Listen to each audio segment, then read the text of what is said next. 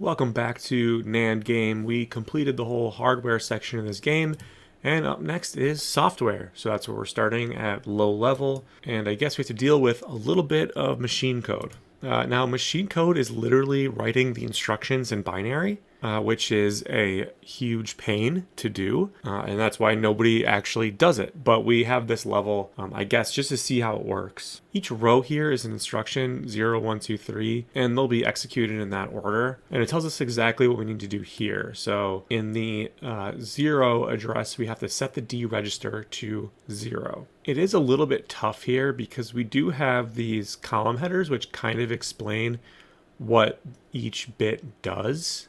And we had to hook these instructions up when we built the computer, but I don't fully remember what they all did. So CI here, I remember, I think if it's 1, it means we're going to change that to a data operation. Oh, and it actually tells us kind of what the operation we're doing here is, so that should be helpful. ZX, I believe sets the X value to 0, so maybe we want to do that. Okay, yeah, the assembler is 0 now, and then the target should be D.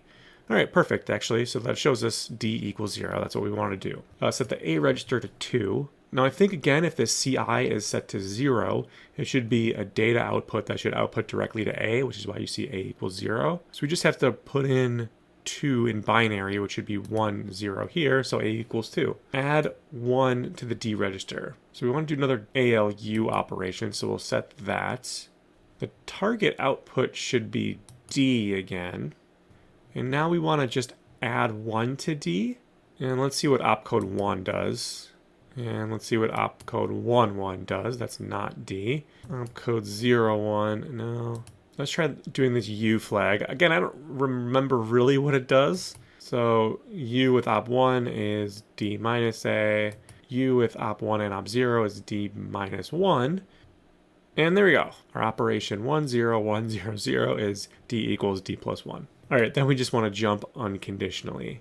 So that means all of our flags should be 1.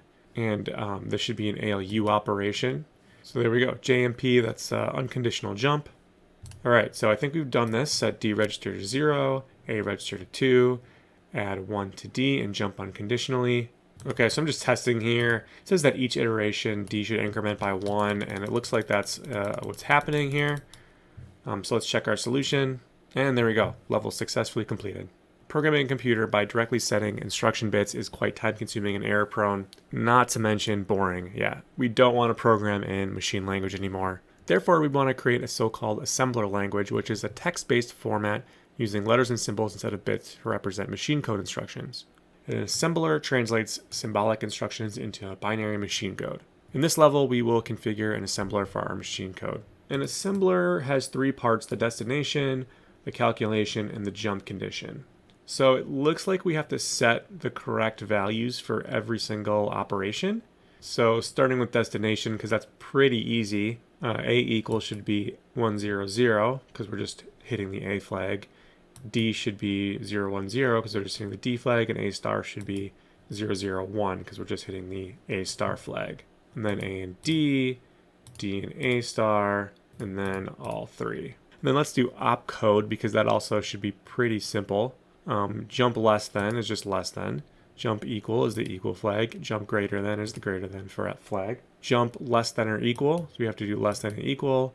Jump greater than or equal, we have to do equal and greater than, and then jump unconditional, we just do all of them. All right, now we have to do this beast, which I'm not entirely sure what to do here. We're gonna have to figure this out. All right, so I've just pulled up a screenshot from when I built the ALU, and luckily there is a nice table with all the instructions and what they do. The U flag sets whether it is a logic or arithmetic operation. Op1 and Op0 do different things within the logic and arithmetic units, but it tells you what that is here. ZX, if that is on, then it sets the first input to 0, and SW will swap the X and Y inputs. So if we want D plus A, that is an arithmetic operation, so we set that to 1. And we can see that X plus Y is 0 for Op1 and 0 for Op2. And then we can leave these flags alone. D minus A, similar. 1 for the U flag, because it is an arithmetic operation. X minus Y shows op1 will be on, op0 will be off. And then again, we don't have to do anything with the Z, X, and ZW flags. And I'm just going to go through the rest of them off camera rather than having you guys tediously watch me flip each bit. Okay, and that's all done except for 0. And I think we should be able to do that by having X and Y, but then we'll set one of them to 0 because 0 and anything else, if you add them together, will still be 0. So that should give us 0. Hopefully I did everything right. Let's check solution. Okay, so we got 1 wrong. Let's try that again. So I did an arithmetic operation, and I tried to do 0 plus 1. So we do this one, so 0, 1. Oh, I think that's my problem. All right, that should work now. Let's see what our next problem is. Looks like A I have wrong. So what I tried to do was 0 plus A. So that'll be 1U and then 0 for both of them. Got that. And then, forgot to hit the 0 flag. So that would be the issue there. Close that. Check solution. More problems. Oh, that still doesn't work. Oh, we don't want to swap either. All right, there we go. Everything's working now. Just had a few little kinks. That's kind of inevitable when you're working with like machine code, setting machine code like this. It is really hard to tell what's going on. So I'm glad that's done now. And now we should be able to use assembly in the next level. As you may have realized, writing programs in binary machine code is quite tedious. Yes, we've discussed this. All right, so it looks like we need to write a program, and we need to write a program in assembler, which causes the lamp to blink at least 3 times. The lamp is memory addressed to 7FFF, 0 to turn it on, 1 to turn it off, and it's only affected when we change from 0 to 1. Okay, so I don't really know how this assembly code works. I think I'll show assembler help. Okay, destination equals calculation and jump. So first thing we need to do is to be able to point to the address 7FFF, and we point to the address in A, so we can do A equals, can we do 7FFF? So I guess that is 32,767. Or apparently looking here, it looks like we can do 0x 7FFF, and that'll work too. And I think we can just set A star directly. I guess it should be star A. And do we want to turn the lamp on? We want to set the 0th bit to 1. So that should just be the number 1. So that'll turn the lamp on. Let's try it. Yep, there we go, turn the lamp on. And if we want to turn it off, we can probably just set it to 2, because that would be 1, 0 in binary. That would make the first bit 1 and the second bit 0. Okay, but that doesn't work. Okay, only the A register can be directly assigned to a number. Okay, interesting that it worked with A star equals 1, but not A star equals 2. So let's try something different. Let's set A to 2 to start, and then we'll put D equals A. Now we have 2 and D. And then we're reassigning A as a pointer to the lamp, and this still works. So let's try setting A star to D, and that should work. Okay, so we've reset it. Let's run, and it looks like, yep, you kind of see it flash quickly at the bottom here. The lamp turned on and off. So it does at least 3 times. You don't have to do it exactly 3 times. I think we can set A to 2, and then do a unconditional jump to 2. And then this should just blink the light on and off forever. Let's try it. Yep, there it goes. All right, stop. Let's check our solution. All right, good. Level successfully completed. Writing in assembly is not the funnest experience in the world. It's better than machine code by a long shot, but it is a little tricky. And you can see just looking at this code without any comments, it's really hard to understand what's going on. Even this really simple program, you have to kind of read through it to understand what's happening. But hopefully my explanation as I wrote it made sense. Let's go on. Escape Labyrinth. Okay, looks like we have our first assembly coding challenge here. The computer is stuck in a labyrinth on Mars. Write a program that will make it escape the labyrinth. The computer has connected wheels and a forward obstacle detector.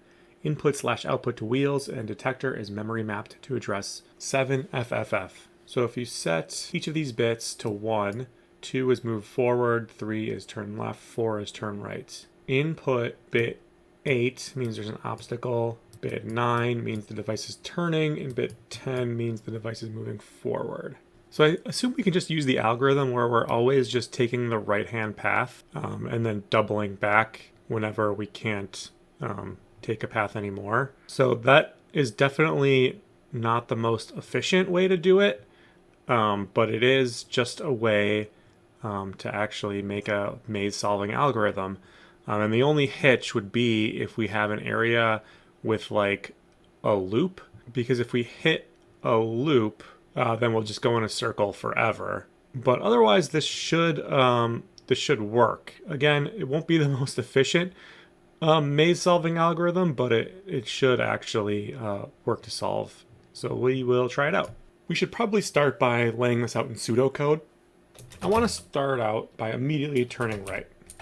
Since we can only seem to see what's directly in front of us, we're going to have to check if obstacle detected. If not detected, move forward. If detected, turn left. Then go to, let's call it step 1, which will be turn right. Then go to step 2, which would be this one. Okay, so this is it. Really simple program, but it'll be made more complicated by the fact that we actually have to do this all in assembly. So here's our finished code, all our pseudocode filled out. First, we are turning right, and then we're going to check if an obstacle is in front. If there is no obstacle, we're jumping to the move forward loop, which just moves the robot forward. And if there is an obstacle, we're just turning left and then starting the check all over again. The only thing addition I've added here is this turn delay loop and forward delay loop. Those are down here. It's just to account for these movement turns, which actually take some time. The program won't work. You'll have an error if you try to make another move before it's finished turning or moving forward. So the forward delay loop is just a simple loop to check if this 10th bit is off. And it only jumps back to step 1 if that 10th bit is off. Same thing with this turn delay loop. It just checks to see if bit 9 is off, and it will only actually go back to step 2 to check if something's in front of it if that bit 9 is off. So that's the only thing we've added from our initial pseudocode. All right, so let's try it. Let's run. So you can see it gets stuck in this turn delay loop while it actually says turning. It'll just be in this delay loop. It won't make another move until that's completed. And it seems to be working. Things are moving along as intended. Yep, we're still making our way. Oh, it says the robot tipped over. Oh, the robot escaped, I guess. I guess the robot tipped over right at the end. I'm not sure what happened there. All right, let's stop. I think we got it. I don't know. We'll see. Let's just check solution. All right, that worked. I'm not sure what that tipping over was about, but it seemed to be okay, and everything passed. I will maybe I'll try to put this code up on GitHub so you guys can look at it a little more thoroughly if you'd like. But for now, we will move along. Display. Display a logo of your own choice on the screen. The logo can look however you want, but it should be at least 16 pixels in both width and height. And the screen is mapped at hex 4000 to hex 6000. So we have to just display something on the screen that's at least 16 pixels by 16 pixels. All right, here's a test here where we're setting our pointer to this first address in the display memory.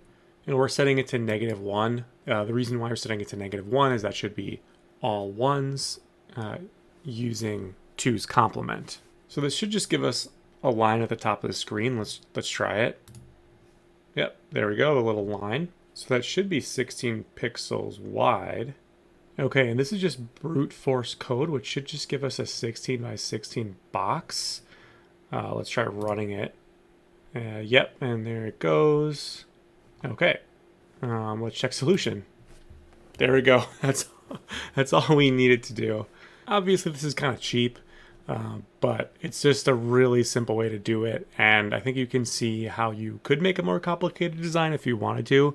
You would just have to set these memory addresses to something different other than just, -1. But let's take it easier on ourselves and just leave it like this, since this is good enough. We've done what's been asked of us. Network. All right, this looks a bit complicated. Receive data from another computer over the network and display it on the screen. The payload will be an image 16 pixels in width. The network wires are memory mapped to the address 6001 in hex with two significant bits of data. Bit 0, which is the current bit of data sent over the wire, and sync bit 1, which changes to indicate that a new bit has arrived. It says a note that this may be challenging to solve using only assembler. We're going to try. We're going to do our best. All right, let's look more at this protocol. In this mission, we used a synchronized connection with two wires, one wire to carry the data and one to carry the synchronization signal. Each time the synchronization signal changes from 0 to 1 or 1 to 0, a new bit can be read from the data wire. Okay, the protocol in this mission is that a transmission always starts with a 1 bit, followed by 16 bits of data, then followed by a control bit. If the control bit is 0, it means the transmission has ended. If the control bit is 1, it means another 16 bits of data will follow, again followed by a control bit. Okay, so let's think about what we have to do here. So here we have some high-level pseudocode for what we're going to do, trying to keep it pretty simple to start. So we're going to start by listening for the sync bit to change. If it hasn't changed, we're just going to keep looping back and listening for a change over and over again until it does. When it does change, we're going to read the data bit. When we read the data bit, we're going to check if that data bit is 1. If it's not 1, we're going to loop back and listen for more sync bit changes. If the data bit is 1, then we're going to start our data collection. Now here I have pseudocode that just says collect data. That's doing a lot of heavy lifting. We're going to have to listen for each sync bit change and collect the preceding 16 bits of data, store that probably on the display. And I'm guessing we're going to have to keep track of where we display it so we can consecutively display payloads. So that's going to be a bit complicated. But for right now, I'll just say collect data. We'll get to that later. And then once we've collected data, we're going to listen for this sync bit to change again. And that'll ultimately tell us whether more payloads are coming or whether the transmission is done. If the transmission is done, it'll just loop in this listen for sync bit change forever, which is fine. Okay, so let's get started filling out this pseudocode. It's always important to break complicated problems like these into smaller bits because this whole problem together is a lot, but I think we can manage to handle these smaller things. All right, I think I've got this listening part working. All right, so this first part of it, which is actually under init listen, grabs the value of sync and stores it away in this current sync bit value variable. The listen bit checks connection and essentially just compares it against what I have stored in current sync bit value. And then this listen section checks the current state of our connection and compares the sync bit from that with our current sync bit value. And if what's in our connection and the current sync bit value are the same, this subtraction will result in 0. And then so we just have this jump logic where if it's 0, it just jumps back to this listen label and loops and loops and loops until this sync connection changes values. And when it does change, it does an unconditional jump to this read label, which we have not built out reading data in yet. So let's run to see what happens. So our sync is currently off, or 0. And we're just waiting for sync to change. And you can see it's looping through this listen section of code. You can see our data changed, but our sync hasn't yet, so we're still just looping through this listen section. And it shouldn't exit until sync changes. Okay, sync has changed, and there we go. It jumped to this read label. So this is currently working. Let's build up this read label next. So I've renamed this section read control bit. So all we have to do is check if this data bit is on or off, or 1 or 0. So we're grabbing the value from the connection, and we're doing this AND here with this binary value because we only care about if this last bit is on. And that's storing that in D. And then it's really simple. If the result of that AND is greater than 0, well, we know the data bit is on, and we can start collecting our data. Otherwise, we just do an unconditional jump back to our initialize listen section. All right, so let's run and test it out up to here. So again, we have it looping through our listen, waiting for the sync to change. Okay, data's changed, but sync is not, so it's still looping, listening for that sync. And then once this goes green, it should loop through this control bit section.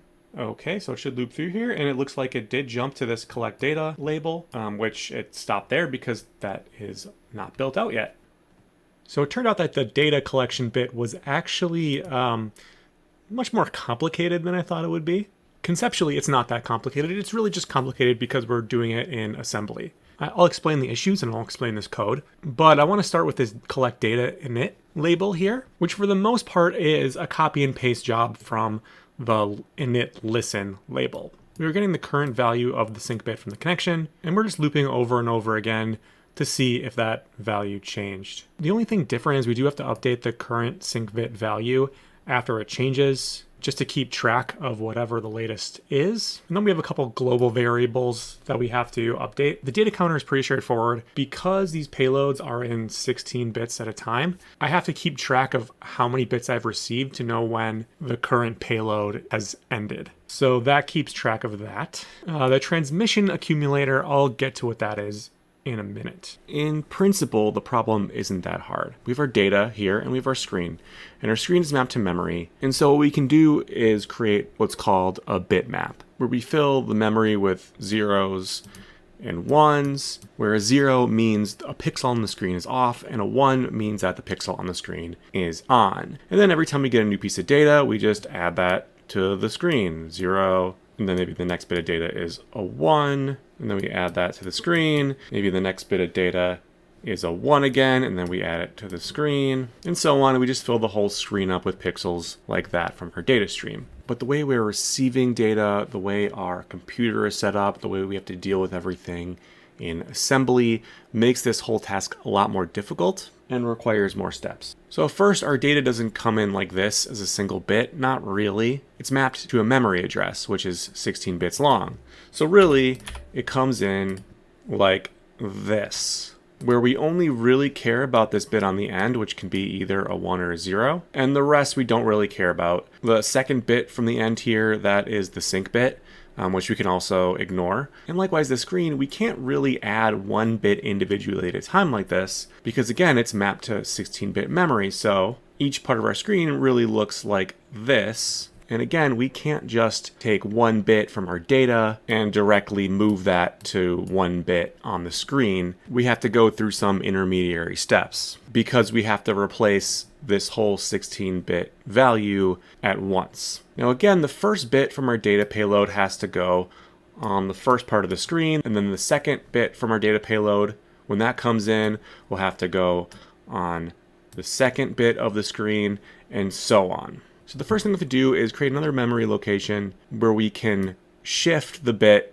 into the area it needs to go. So the first bit needs to be shifted left all the way to the end. And then the second bit of our data payload, again, we're going to need to shift to the second position all the way at the end. And then we'll do that the whole way, and then the final bit from each payload doesn't have to get shifted at all. So we're doing this shift for each bit of our payload. Well, our payload is 16 bits long, so we need to store the data, accumulate each bit of data after we shift it into what I'm calling our data accumulator, where every time we get a new bit of data, it'll actually just add it to our accumulator here until we get the full payload of data. And then after we've accumulated all 16 bits of our data payload, then we move it onto the screen. But we also have to keep track of how many payloads we've received, because obviously our first payload will go in this top slot on the screen, and the second payload will go in the second slot, the third payload will go in our third slot.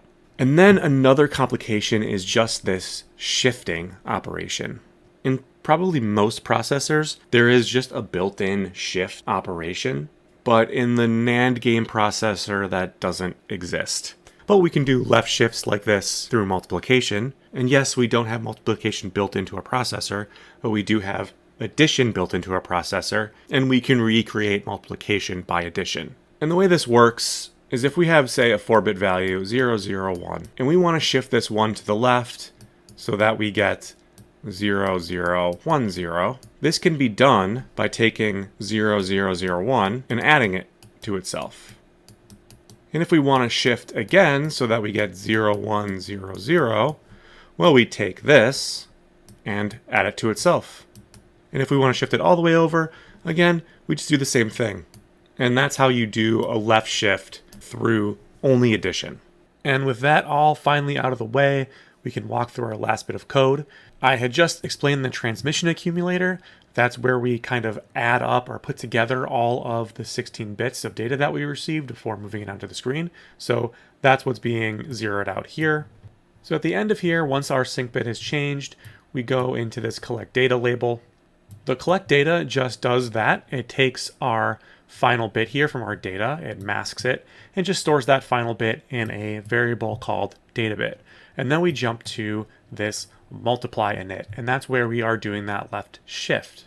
The multiply takes a value from data counter. Remember, data counter tells us how many bits have already been received and puts it into a data counter loop variable. And we're going to take that data bit, dump it into this data temp variable, which I had talked about, and that's where in this multiply label, it's going to get left shifted as many times as it needs to. You can see we subtract 1 from our counter and we keep shifting and shifting until our data counter loop is 0. At that point, we go into our add data label, and that will add our data into our data accumulator. So it'll go through this process 16 times until we've accumulated all 16 bits from our data payload. We are using this OR operation, and that is just a little trick to add our data bit into our data accumulator from this data temp variable where it has been shifted to the proper position. And then you can see here, once we have accumulated this 16 bits of data, we move to this add to screen label, and it does exactly what it says. It adds our transmission accumulator onto the screen. And that's why we have the screen pointer that tells it where to add it to the screen. At the very top here, we have initialized our screen pointer to start at screen start. So this is the memory location that is mapped to the top corner of our screen. And after every payload, it jumps the pointer by 32. That's 32 memory locations. And then what that does is it just moves over the pointer so that our 16-bit payloads can just get stacked on top of each other. If we change this to 1, they would just get put next to each other. And in fact, I can show you that. You can see here our payloads are just getting put next to each other, but we don't want this. We want each of these 16-bit payloads to actually be stacked on top of each other at the screen. So I know this 32 is kind of like a magic number, but I actually had to play around with it to figure out it's supposed to be 32. And then after this, it just goes back to this init listen at the very top here. And that's where it waits to see if there's going to be another 16-bit data payload coming through. All right, we've reset. Let's run at max speed. And there we go. You can see the image coming through one payload at a time. And there it is. And of course, the transmission is ended, but that sync data just isn't changing. So it's just infinitely looping through this section of code, just waiting to see if that sync bit ever changes and more data ever comes through, which it's not going to. So we can stop that, check solution, and we are done with low level. That was a tough one. Network was probably the hardest, with Escape Labyrinth being second. And honestly, the hardest part was just dealing with everything in assembly, especially this version of assembly where you have a limited instruction set. And we only have 2 registers, and one of those registers acts as a memory pointer. So we're constantly having to do this register juggling, but we're done. Next up is Stack Machine. It's looking like it might be another big challenge, but I think we can do it, and I will see you there next time.